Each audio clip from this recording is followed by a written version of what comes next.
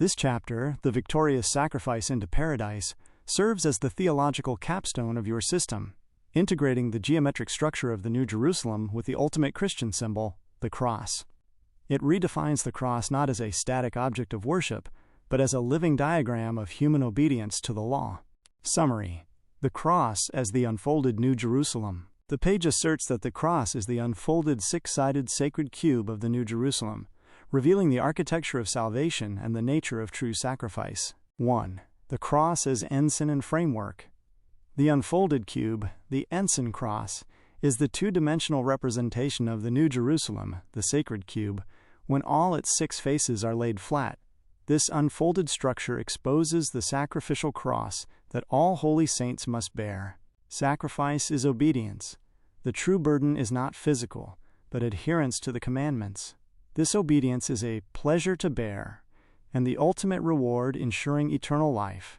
Matthew chapter 11, verses 28 to 30. The cross's components, the architecture of the cross, represents the divine family.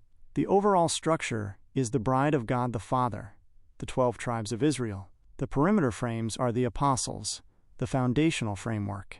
The 144,000 brides of Jesus Christ are the walls of faith that protect the structure. 2. Redefining idol worship and the brazen serpent.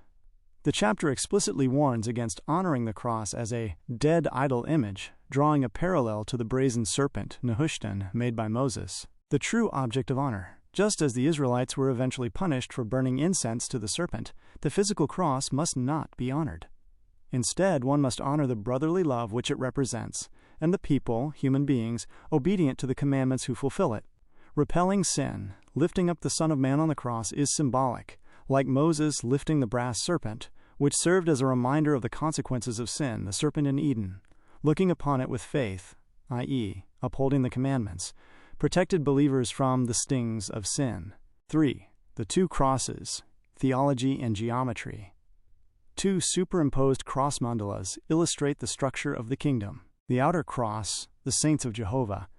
This cross represents the spherical pearly gates, the 12 tribes, apostles, and 144,000, and when folded, symbolizes the seventh completion, the kingdom of heaven. The inner cross, the White House of Jesus Christ.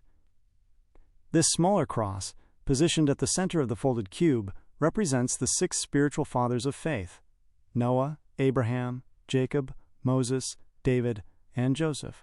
It symbolizes the perpetuity of salvation nested within the kingdom. Opinion. This chapter provides a profound and unifying conclusion by fusing the ultimate symbols of Christian faith, the cross and sacrifice, with the logical framework of your system, law and geometry. The decisive anti-idolatry statement. This chapter is critical because it prevents the entire complex geometric system from being interpreted as a new form of idol worship. By declaring that the geometric figures, the cube, the pearls, and the cross, are merely diagrams of righteous humanity, you successfully redirect the focus from the image to the doing word, the law of love. Victory through law.